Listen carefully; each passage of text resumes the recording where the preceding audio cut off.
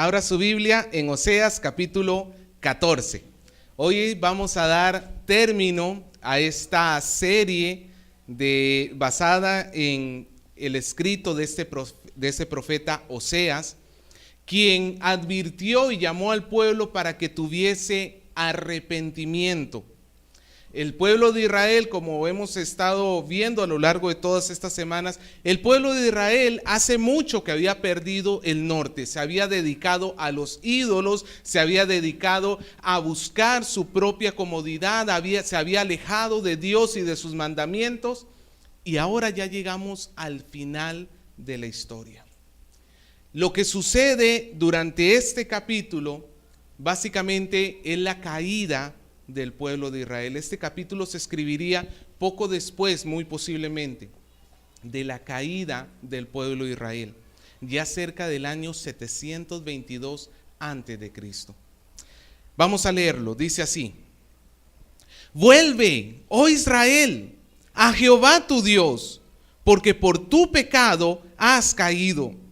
Llevad con vosotros palabras de súplica, y volved a Jehová, y decidle: quita toda iniquidad y acepta el bien, y te ofreceremos la ofrenda de nuestros labios. No nos librará el asirio, no montaremos en caballos, ni nunca más diremos a la obra de nuestras manos, dioses nuestros, porque en ti el huérfano alcanzará misericordia. Yo sanaré su rebelión, los amaré de pura gracia, porque mi ira se apartó de ellos. Yo seré a Israel como rocío, él florecerá como el lirio y extenderá sus raíces como el Líbano. Se extenderá sus ramas y será su gloria como la del olivo, perfumará como el Líbano.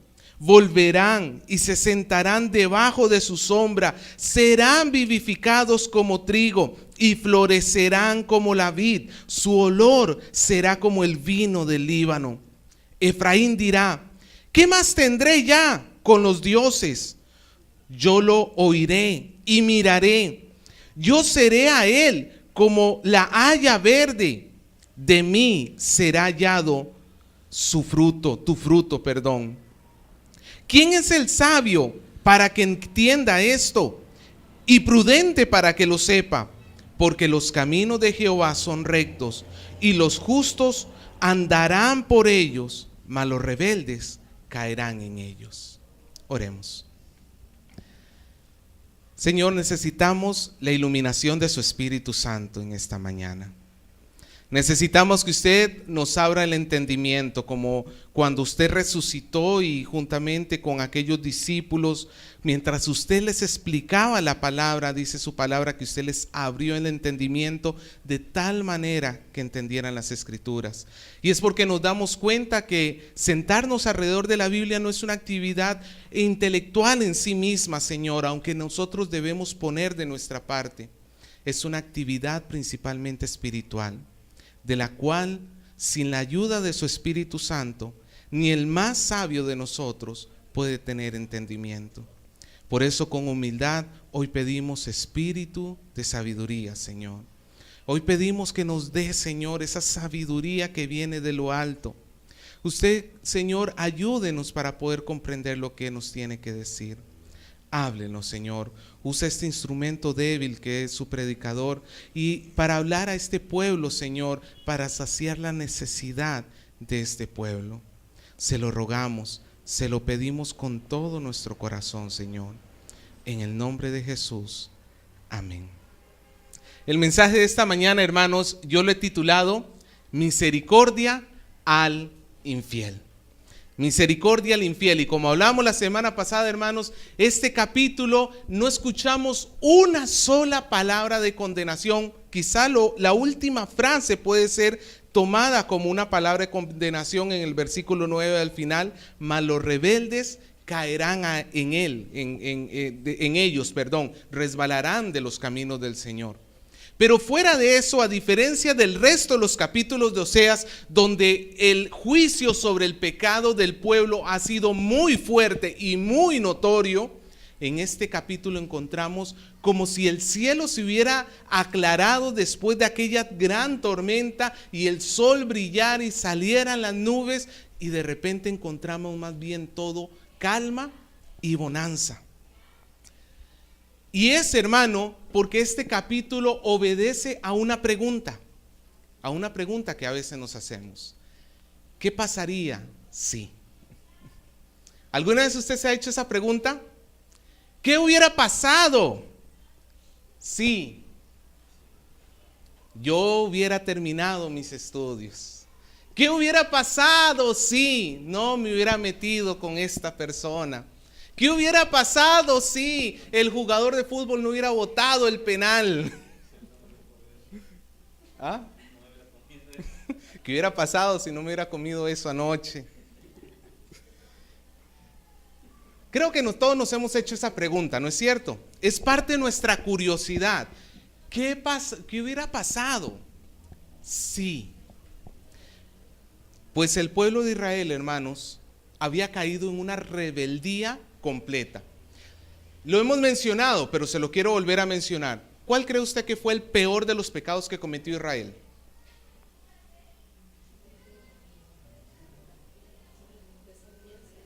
¿Ah? Desobediencia, rebeldía, idolatría. ¿Sabe cuál fue el peor de sus pecados a final de cuentas? La necedad, no arrepentirse, no escuchar el llamado de Dios. Hermano, cuando, por ejemplo, en Juan 13 nos dice que el Hijo del Hombre ha venido al mundo y ama al mundo y ha dado su vida por el mundo, nos dice que el mundo es condenado porque no quisieron creer en el nombre del unigénito del Padre. El gran problema, la condenación del hombre en sí mismo no está en sus pecados, por cuanto todos somos pecadores. En el cielo va a haber personas, y es más, todos los creyentes que estén en el cielo van a ser personas que han pecado en su vida, ¿sí o no? Nadie en este mundo puede decir: yo he pasado invicto. Desde Adán y Eva, salvo nuestro Señor Jesucristo, todos los hombres han pecado. Y la pregunta es: si han pecado, ¿por qué están en el cielo? ¿Y por qué otros pecadores están en el infierno? ¿Dónde está la diferencia?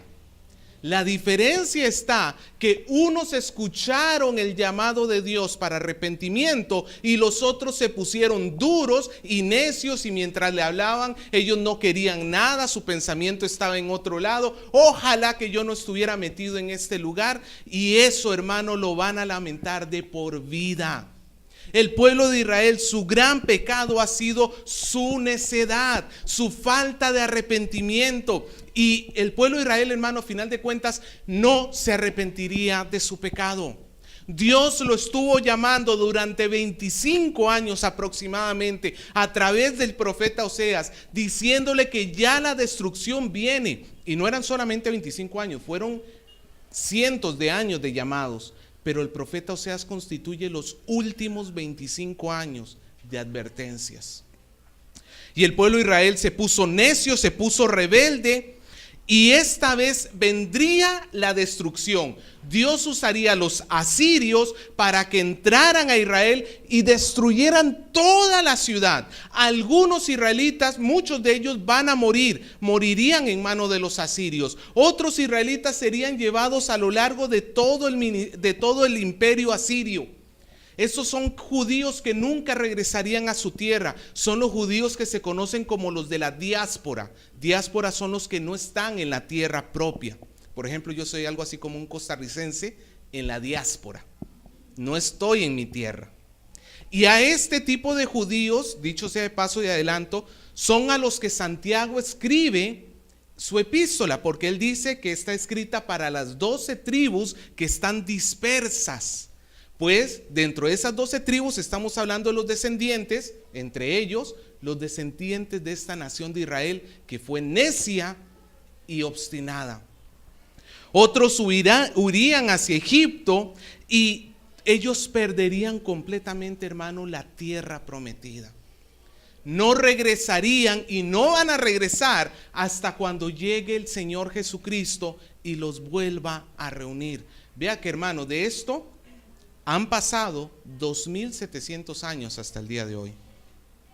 Son 2700 años donde el pueblo de Israel le dio la espalda al Señor. Y la pregunta que nos hacemos, si de repente nos podemos poner a pensar, es: ¿qué hubiera pasado si Israel se hubiera arrepentido?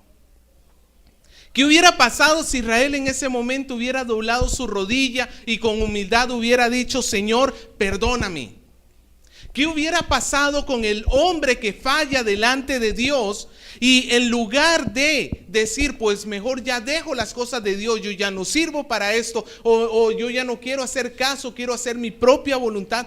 ¿Qué hubiera pasado o qué pasaría con nosotros si tomamos la decisión de regresar a Cristo, humillarnos delante de Él y suplicar el perdón de Él? ¿Qué pasaría con nosotros? ¿Qué haría Dios con nosotros? ¿Qué pasaría si yo me arrepiento de mi pecado?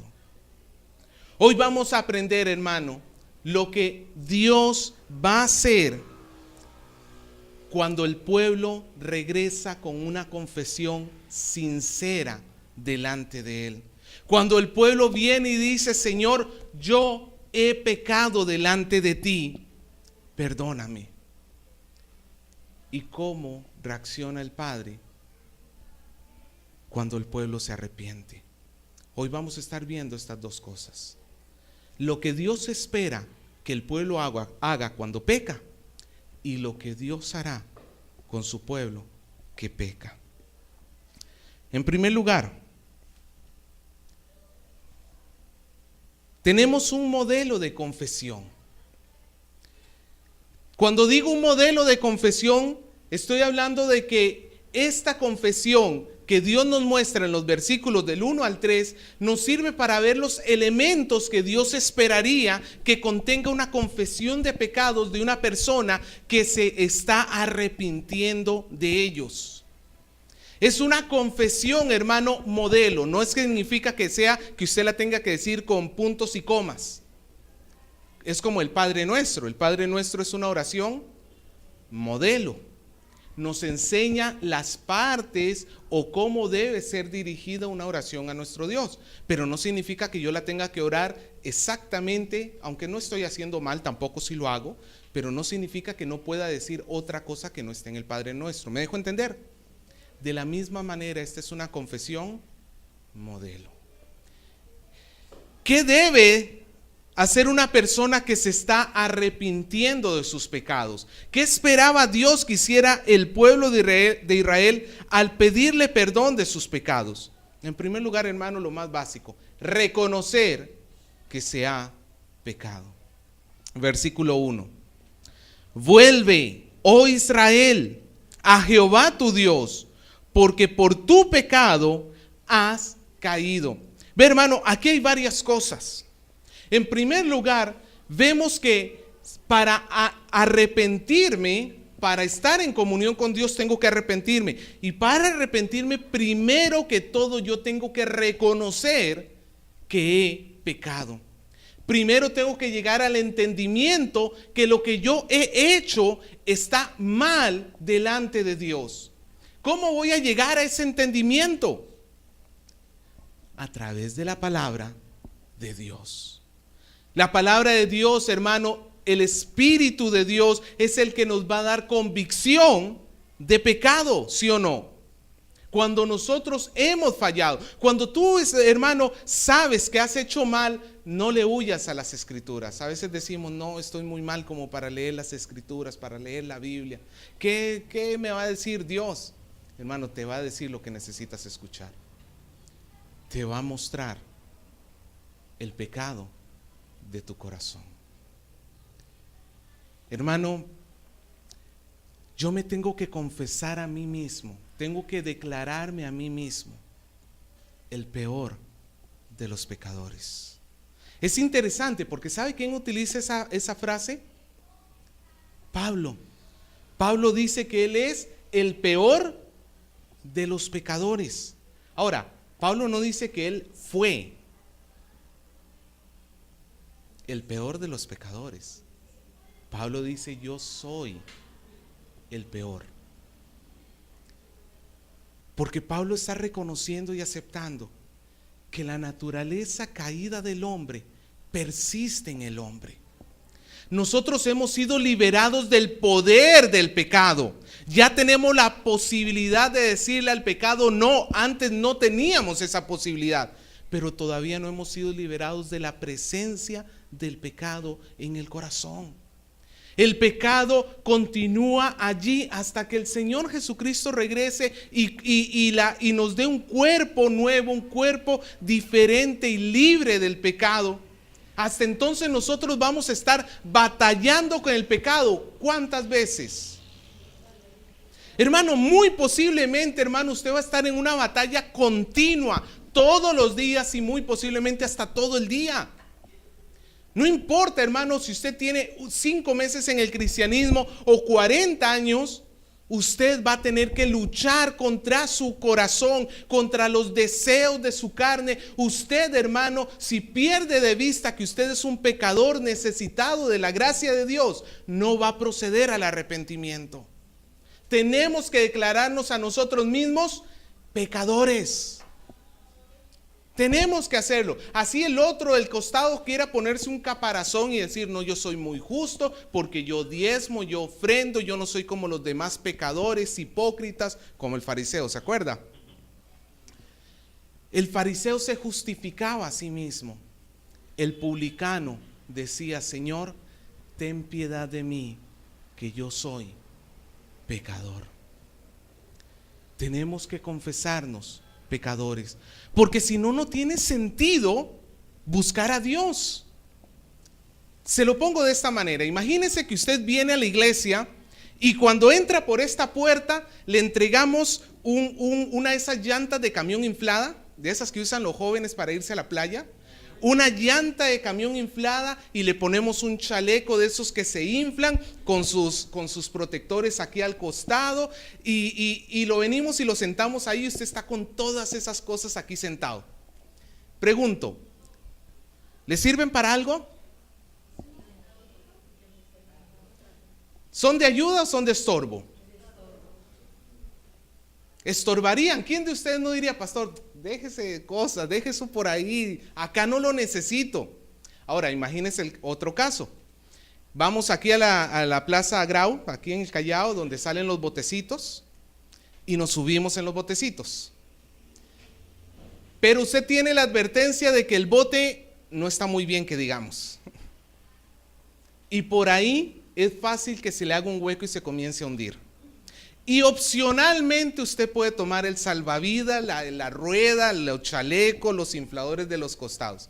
¿Cuántos de ustedes agarrarían esos salvavidas? ¿Por qué? ¿Dónde radica la diferencia? En la necesidad. Entre tanto que yo necesite, yo buscaré. Pero si yo no necesito, no busco. Si yo me declaro a mí mismo pecador, necesito la salvación de Dios. Pero si yo me declaro a mí mismo justo, a Dios a final de cuentas no lo necesito, que a final de cuentas yo no le hago mal a nadie, yo no ofendo, yo trato de agradarle a Dios en todo. Hermano, no se trata de lo mucho que tú haces. Si tú no recibes la misericordia de Dios, tus actos son como son como trapos de inmundicia, dice la palabra. Si tú no es por la gracia de Dios y no te declaras pecador, tus obras no sirven para nada. Proverbios 28:13 dice que el que encubre sus pecados no prosperará, mas el que los confiesa y se aparta alcanzará misericordia. Tú tienes dos opciones: o confiesas tu pecado y te apartas, o lo cubres y nunca vas a prosperar. Yo entonces, hermano, tengo que en primer lugar confesar mi pecado. En segundo lugar, ¿qué debo hacer? Debo acercarme a Dios. Y esto, hermanos, alguno dirá, pero es, pastor, lógico. Es lógico, pero no todo el mundo lo hace. Sí, pastor, yo sé que estoy mal. pero nunca busco a Dios para que me ayude a cambiar. Y hay personas, hermano, que siempre andan reconociendo: yo hago mal, sé, pastor, que está mal, sé que lo que estoy haciendo no es correcto, sé, y siempre lo saben. Yo ya no tengo problema con que porque lo sepan, yo ya sé muy bien que lo saben, pero no hacen nada por cambiarlo. Solamente Dios nos puede cambiar, y yo debo acercarme a Dios. Debo acercarme de dos maneras. En primer lugar, pidiendo perdón por mi pasado. Versículo 2. Vea cómo Dios invita al pueblo de Israel, porque valgan verdades todo el capítulo, todos los versículos 1, 2 y 3, no es el pueblo de Israel el que está hablando. Es lo que Dios hubiera querido escuchar por parte del pueblo de Israel. O sea, lamentablemente, hermanos, el pueblo de Israel nunca se arrepintió. Pero esto es lo que Dios les dice: ustedes debieron haber hecho esto. ¿Me dejo entender? Versículo 2.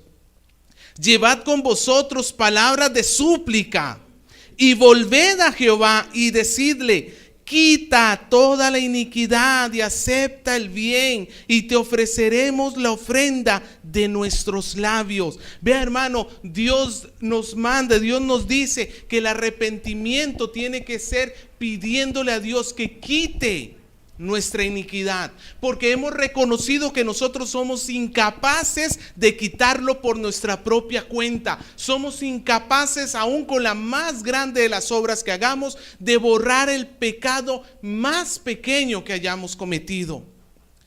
Si no es Dios el que te quita tu iniquidad, si no es Dios el que te quita lo que has hecho mal, no puedes tú borrarlo. Porque para borrar tu iniquidad el Señor ha tenido que mandar a su propio Hijo. La única forma que tú puedas borrar tu pecado por tu propia cuenta es si tú estuvieras a la altura de Jesucristo. Una vida perfecta y sin pecado. Y si eres perfecto y sin pecado, ya no necesitas que se te quite la iniquidad. Tendrías entrada al cielo por tu propia justicia. Pero de ahí en más, todo el que ha cometido pecado necesita correr a Jesús, pidiendo perdón, y en segundo lugar, confiando en Dios para su futuro. Versículo 3. No nos librará el asirio, no montaremos a caballo. Ahora, ¿qué tienen que ver los caballos con esto? Los caballos eran famosos en Egipto. El ejército egipcio era famoso por su caballería. ¿Usted se acuerda cuáles dos naciones recurrió Israel para que lo librara? Justamente Asiria y Egipto. Y finalmente Dios está diciéndole: ustedes lo que tenían que hacer era dejar de confiar en Asiria, dejar de confiar en Egipto, quitar su corazón de todo aquello en lo cual esté su confianza. Hermano, yo le pregunto, ¿dónde está tu confianza? Porque una verdadera confesión tiene que ser confiar en Dios de aquí en adelante. Tienes que examinarte dónde ha estado puesta tu confianza, y eso es evidente. Si has pecado es porque te has puesto tu confianza en algo más. Por ejemplo, si estás en la iglesia y de repente un líder te falla y tú terminas renegando y yéndote de la iglesia, es porque tu confianza no estaba en Dios, estaba en el líder que te falló. Si tu papá hace algo que te ofende y te duele y te hiere, y tú terminas volteándote, no sé, al alcohol, a las drogas, al sexo, a lo que sea, porque tu papá te hizo, porque tu mamá te hizo, porque fulano de tal te hizo, es porque tu confianza ha estado puesta en esa persona. Nuestra confianza tiene que estar puesta ¿en quién? En Dios. Ya no nos librará el asirio, ni montaremos en carros a caballo. Sigue diciendo, versículo 3. Nunca más diremos a la obra de nuestras manos: dioses nuestros. Recuerde que los israelitas habían hecho imágenes de Baal, imágenes de Aser, imágenes de dioses paganos con sus propias manos. Lo habíamos visto que hasta invirtieron su dinero, sus conocimientos, los hicieron preciosos, pero a final de cuentas eran obras de sus manos. Y la confesión incluye dejar aún todo aquello que se constituye un Dios en tu vida. Y hermano, estoy convencido que uno de los más grandes dioses que tenemos es el yo. El querer satisfacerme a mí mismo, que las cosas se hagan como yo creo, que mi felicidad está delante de todo, que si yo tengo que estar cómodo y si no estoy cómodo, no voy a hacerlo. Ya no es por Dios, es por este Dios. Voy a servir a Dios entre tanto que este Dios esté cómodo. Pero donde esté cómodo, este Dios se siente incómodo, ya no quiero hacer nada por ningún otro Dios. Nosotros, hermanos, tenemos que aprender a confiar en Dios, quitar los ídolos de nuestro corazón. Permita que el Espíritu Santo revise su corazón, en qué es aquello que usted ha estado poniendo su confianza. Porque si usted trae delante de Dios, como dice al final del versículo 3, porque en ti el huérfano alcanzará misericordia. Israel sabía que Dios es tardo para la ira y grande en misericordia. Israel se estaba, como por decirlo así, abandonando a lo que fueron sus padres en el sentido de protección y de ayuda. Ellos habían confiado en Egipto, ellos habían confiado en Baal, ahora estaban renunciando a ello, se quedaban como huérfanos. Pero ellos sabían perfectamente que Dios a los huérfanos no los desampara. De repente tú dices: Señor, yo sé que estoy haciendo mal al hacer esto en la empresa, pero si dejo de hacerlo, dejo de recibir un dinerito extra que me falta. Se me van a bajar los ingresos si dejo de fraudear en la empresa. Pero en tu nombre tú dices que yo tengo que vivir de una manera santa. Abandono aquello. Tú me cubrirás, tú me suplirás. Aprenderé a vivir con lo que tú me das. Así sea menos, aprenderé a vivir con eso. Porque, hermano, Dios no deja desprotegido a aquel que abandona su pecado para venir a Él. Como Dios no abandona a los huérfanos que pierden a sus padres, así Dios no abandona a aquel que abandona el pecado, abandona a los dioses. Dios lo recibe. Dios es un Dios grande en misericordia. Así que, hermano, no tenga miedo de soltar lo que está haciendo. No tenga miedo de soltar, por ejemplo, qué sé yo, ese hombre que sabes que no te conviene. No tengas miedo de dejar aquellas cosas que sabes que están mal, porque el Señor en su misericordia te recibirá. Él cubrirá tu necesidad. Él cubrirá lo que has estado buscando en otros. En segundo lugar, hermano, ya vimos el modelo que Dios espera de nosotros. Y ahora veamos lo que Dios promete. Dios promete perdón y restitución. En primer lugar, hermano, Dios va a recibir al penitente.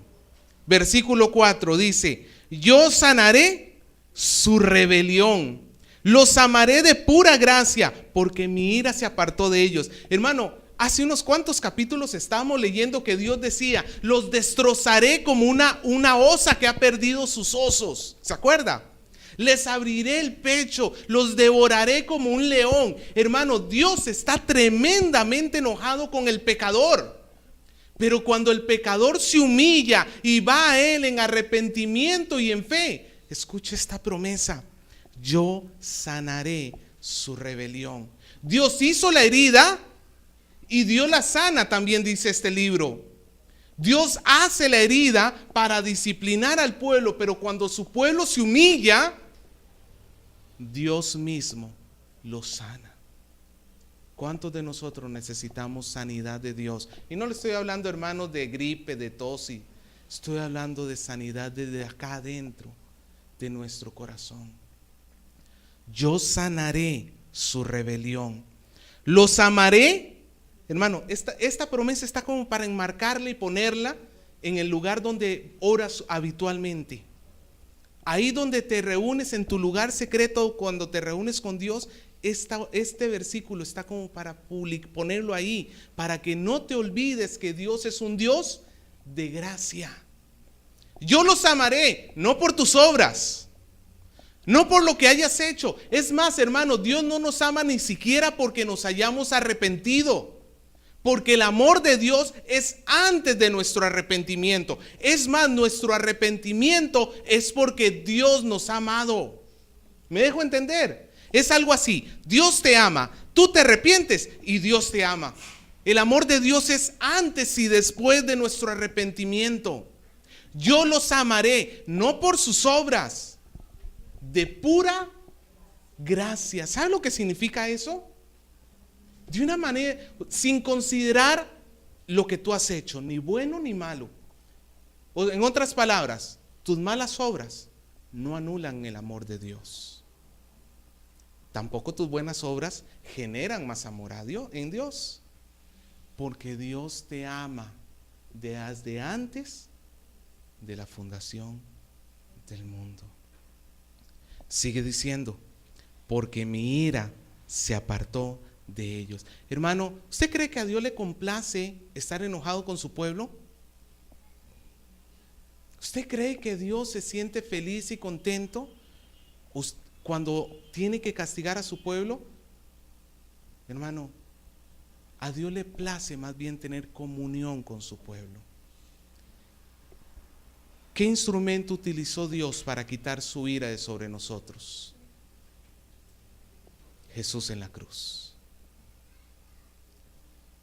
No fue nuestro arrepentimiento lo que quitó la ira de Dios. Si Jesús no hubiera muerto en la cruz, ninguno de nosotros hubiera podido escapar a la ira de Dios, por más golpecitos en el pecho que nos hubiéramos dado. El instrumento de Dios para quitar la ira suya sobre ti es Jesús. Dios promete recibir, Dios no lo echa fuera. ¿Has pecado? Hermano, date la vuelta y ven a Dios, porque Dios te va a recibir, no con tu pecado. Porque no es que vengan todo el mundo y siga viviendo como le da la gana, que a final de cuentas yo lo recibo a todos. No, es vengan, arrepiéntanse de sus pecados, cambien o permitan que yo los cambie, y así vamos a estar en comunión. Sin santidad, nadie ve a Jehová. No es que yo puedo estar metido en la iglesia y vivir como me da la gana. Es que si yo quiero estar con Dios, tengo que esforzarme, hermano. No voy a llevar una vida perfecta, ni es que nunca voy a cometer un error, pero me voy a esforzar en vivir en santidad. Y cuando peque, pediré su perdón. En segundo lugar, Dios no solamente nos recibe, sino que también va a perdonar al penitente. Versículo del 5 al 7, aquí hay un montón de símiles. ¿Se acuerda cuáles son los símiles? Clases de gramática. ¿Qué era un símil? A ver, los más jóvenes, los que han estado más reciente en eso. Una comparación. Y es una comparación que se diferencia porque utiliza la expresión como o semejante a. ¿Se acuerda? Es una comparación que se utiliza el como. Hermano, yo creo que algunos por milagro hemos pasado gramática. Me incluyo dentro de eso. Versículo 5, vea el montón de comos que hay acá. Versículo 5. Yo seré a Israel, aquí está hablando Dios, yo seré a Israel como Rocío. Y no está hablando de la hermana Rocío. Dios se califica a sí mismo y se compara a sí mismo ¿con qué? Con el rocío. Ahora, póngalo en contexto. Muchas zonas de Israel son un desierto. donde no crecería nada de vida, todo estaría muerto, a menos que el rocío cayera. El rocío aquí es un símbolo de vida. Dios es fuente de vida. Si Dios está, Israel reverdece, pero si Dios no está, Israel es un desierto muerto. Si el cristiano está en Cristo, hermano, ese cristiano va a dar fruto, va a reverdecer. Dios lo va a perdonar. Pero si Dios no está en esa persona, si Cristo no habita en el corazón de esa persona no es otra cosa que un cadáver moviéndose. Pero hermano, si usted tiene a Dios, usted tiene la vida. Use, tome esa vida y vívala. Dios se califica a sí mismo como el rocío. Sigue diciendo, Él, ¿quién es Él? Israel. Israel florecerá como el lirio. Ahora, aquí Oseas comienza a utilizar un lenguaje poético para los israelitas. No me puedo detener a ver todos los versículos donde se utilizan estas figuras poéticas, pero voy a mencionarle qué era lo que significaban en la mente de los israelitas. ¿Ok? El lirio blanco de Galilea se utilizaba en la poesía para hablar sobre belleza y fertilidad. Belleza y fertilidad. Claro, cuando cae la lluvia, ¿qué es lo que pasa con las plantas? Florecen. Hermano, cuando Dios llega a la vida de una persona, su estado de muerte termina y comienza a florecer. Comienza a hermosearse. Y no estoy hablando de cirugías plásticas acá. Pero estoy hablando que, por ejemplo, Proverbios 15:13 nos dice que el corazón alegre hermosea el rostro. ¿Le ha sucedido, hermano, usted que de repente ha visto una persona que era amargada antes de conocer a Cristo, pero luego que lo conoce, pues de repente usted se da cuenta de que ya tiene esto liso, ya no anda así con el ceño todo fruncido, sino que ahora está lisito y sonriente? Ay, al fin te veo los dientes, porque y ahora está sonriendo feliz. O de repente tú eres ese caso, o eras ese caso cuando recién te convertiste, pero has estado descuidando tu comunión con Dios y has vuelto a ser el mismo limón ácido de antes. Hermanos, el corazón alegre, el corazón que tiene el gozo del Señor, se hermosea. Como el lirio brota, como el lirio florece. Sigue diciendo, y extenderán sus raíces como el Líbano. Acá nos está hablando de las raíces del cedro del Líbano, que en la poesía significaba poder y permanencia. En otras palabras, una nación firme y estable, una nación que nadie ni nada la mueva. Una nación que pueda sobrevivir aún los malos tiempos. La madera del cedro del Líbano es una de las más fuertes que hay. Hasta el día de hoy, si usted quiere comprar, hermanos, un mueble, no, hay varios tipos de cedro. La de acá no creo que sea del Líbano, pero al final de cuentas es cedro. Pero es que el cedro es una de las maderas más fuertes que hay. El cedro no es como, ¿cómo es que se llama esta? Como el pino, por ejemplo, que uno compra a veces para armar un mueble y de repente ya de por sí la tabla viene rota. O la estás atornillando y cracks.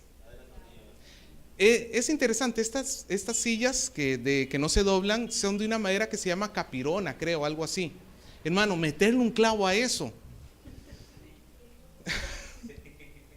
es cosa brava. Pero agarre una de pino, las de este lado son de pino. Meterle un clavo es una cuestión sencilla, fácil. Pues Israel, si se basa en Dios, se va a volver fuerte. Antes el pecado lo botaba, ahora va a estar bien parado. Antes las aflicciones lo botaban, las tentaciones lo llevaban. Antes su vida no tenía sentido. Ahora es un árbol firme plantado junto a corrientes de agua que da su fruto a su tiempo y su hoja no cae, dice el Salmo 1. Sigue diciendo, versículo 6, extenderá sus ramas y será su gloria como la del olivo. La versión que leí Israel antes decía, y será su florecer como la del olivo. Hermanos, el olivo en la literatura poética significaba vida y fertilidad. ¿Sabe cuánto puede llegar a vivir una vid? Un olivo. Más de 1000 años. Más de 1000 años.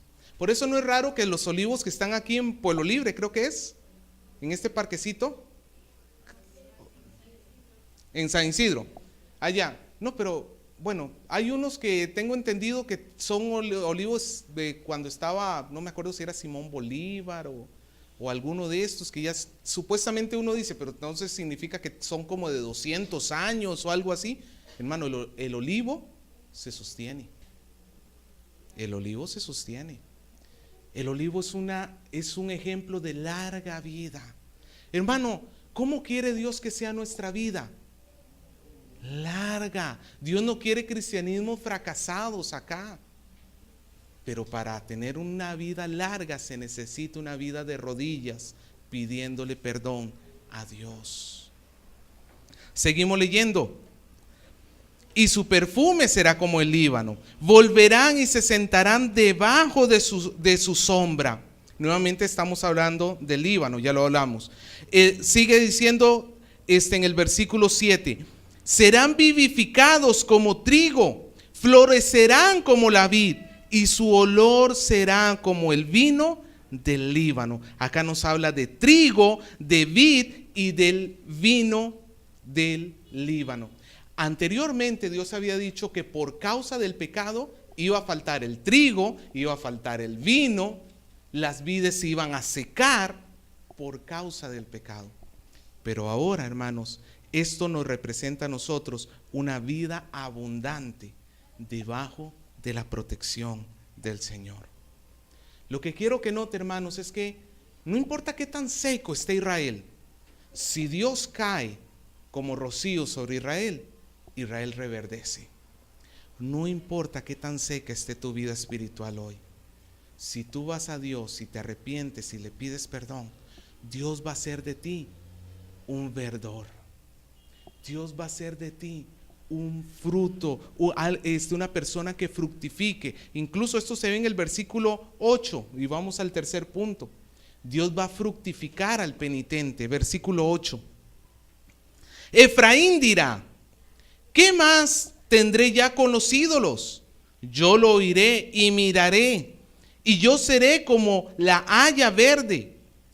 De mí será hallado tu fruto. Ve, hermano, finalmente Dios está diciendo aquí que Israel o Efraín va a llegar a reflexionar. ¿Para qué estoy buscando yo los ídolos? Si todo lo que buscaba en los ídolos, ¿quién lo tiene? Hermano, todo lo que se menciona acá era lo que los israelitas buscaban en Baal. En Baal buscaban fertilidad, protección, cuidado, crecimiento. Hermanos, en Baal buscaban que los guardara durante mucho tiempo. Y finalmente, cuando te das cuenta que el ídolo es muerto, el ídolo no sirve de nada, Israel termina diciendo: ¿qué voy a tener yo que ver con los ídolos? ¿Qué voy a tener yo que ver con los ídolos? Ya no hay una necesidad desde el corazón, porque he encontrado en Dios lo que buscaba en los ídolos. Hermanos, si tú no encuentras en Dios la saciedad de tu alma, tú estás buscándolo en un ídolo, definitivamente. Si tú no sabes confiar en Dios, estás confiando en un ídolo. Pero cuando tú encuentres a Dios, tus ídolos los vas a soltar sin ningún problema. Dios dice en el versículo 8: yo lo oiré y miraré. Anteriormente en otros capítulos habíamos visto que Dios dice que Él iba a apartar su rostro. que su compasión le iba a ocultar. Pero ahora la misericordia de Dios es tal que cuando el pueblo se arrepiente dice: yo miraré y oiré. La versión de las Américas dice: yo soy el que te cuido. Yo te cuido, dice. Yo te protejo. Y vea lo que dice al final del versículo 8. Yo seré para él como la haya verde. ¿Sabe lo que es la haya? No estamos hablando de haya de la torre. Haya es un tipo de ciprés. Y lo curioso es que la haya era un ciprés autóctono de la tierra de Israel. Y ese es el único caso en toda la Biblia cuando Dios se compara con un árbol. Dios dice: yo soy como el ciprés verde, el ciprés frondoso. ¿Y qué tenía que ver esto? Pues el culto a Baal incluía adoración en los árboles. En los árboles se adoraban ídolos y buscaban árboles frondosos, exactamente. El punto es, Israel, tú no tienes que andar buscando adorar nada más. Yo soy tu árbol. Yo soy tu Dios. A quien tú tienes que correr para rendirte es a mí. A quien tú tienes que correr para refugiarte es a mí. Al ser un árbol autóctono, Dios les estaba enseñando que no tenían que andar buscando en dioses paganos, ajenos, en dioses de otras tierras. Todo lo que necesitaban lo tenían allí adentro. Hermano, tú no tienes que andar buscando en otro la satisfacción de tu alma.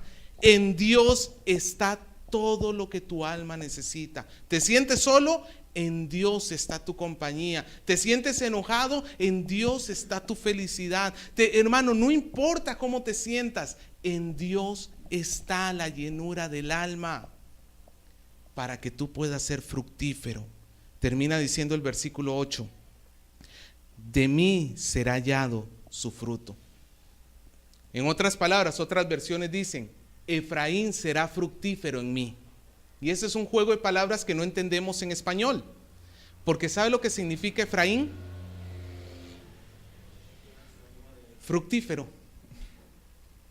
Efraín significa fructífero, pero Dios le dice que Efraín no va a ser fructífero a menos que Efraín esté en él. Si el fructífero no está en el fuente del fruto, el fructífero nunca tendrá fruto. Suena como un trabalenguas, ¿no? La cuestión está, hermanos, no importa cuántas habilidades y dones y talentos tú tengas, la única forma que eso dé fruto es en Dios. El fruto del Espíritu: amor, gozo, paz, paciencia, benignidad, bondad, fe, mansedumbre, templanza. El fruto del Espíritu, si usted necesita fruto del Espíritu, ¿dónde lo va a encontrar? En Dios. Si no es en Dios, hermano, ¿dónde lo va a encontrar? Por eso es que, hermano, Dios a final de cuentas le muestra a Israel que es ilógico andar buscando en otros lugares. En Dios tienen todo lo que ellos estaban buscando en otros lugares. Con esto quiero ya concluir, hermanos. ¿Qué hace Dios con el pecador? Si el pecador, hermanos, se arrepiente y confía en Dios, Dios le va a recibir, le va a perdonar y le va a restituir. Dios le va a recibir, le va a perdonar y le va a restituir. Pero hay una condición: que el pecador se arrepienta, pida perdón y confíe en Dios. Hermano, ¿qué hubiera pasado si Israel se hubiera arrepentido? ¿Dios les hubiera dado la espalda? Dios los hubiera recibido. Póngase a pensar, ¿qué pasaría si yo me vuelvo hoy a Dios? ¿Qué crees que va a hacer Dios contigo? Dios te va a perdonar, te va a recibir, te va a restituir.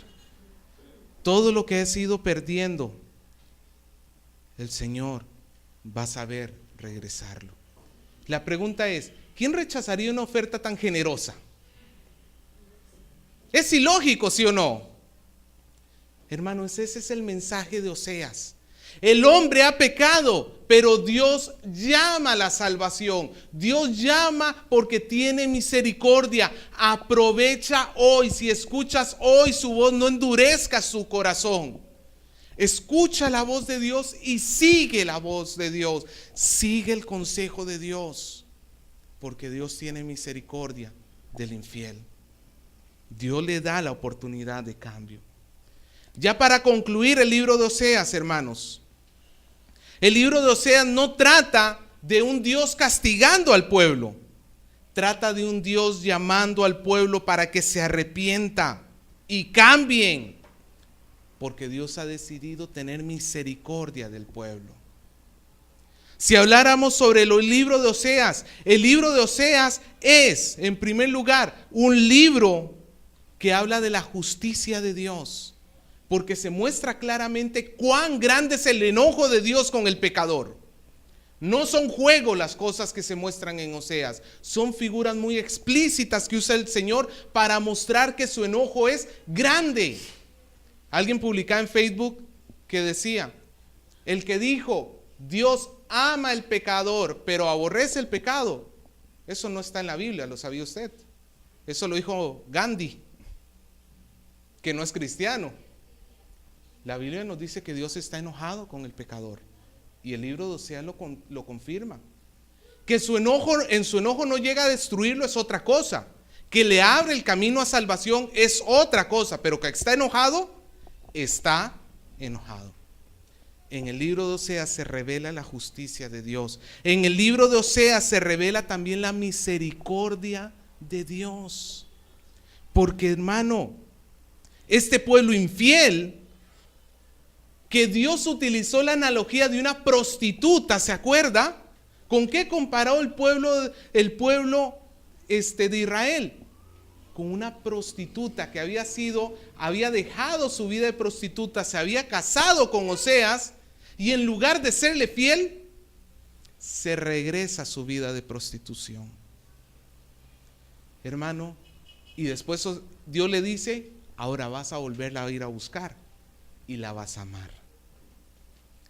Esa es la historia de Oseas. Un Dios que tiene un pueblo que le es infiel, pero que Dios no abandona al pueblo infiel. Hermano, cuando una mujer encuentra que su esposo le ha sido infiel, ¿es razón o no es razón para dejarlo? Bíblicamente es una causa justa de divorcio. Pero a pesar de que nosotros le fuimos infieles a Dios, Dios no nos ha abandonado, nos ha mostrado misericordia. Oseas también es un libro donde se ve el poder de Dios. Porque cuando el pueblo no quiso escuchar a Dios, ¿qué utilizó Dios para destruir o traer juicio al pueblo?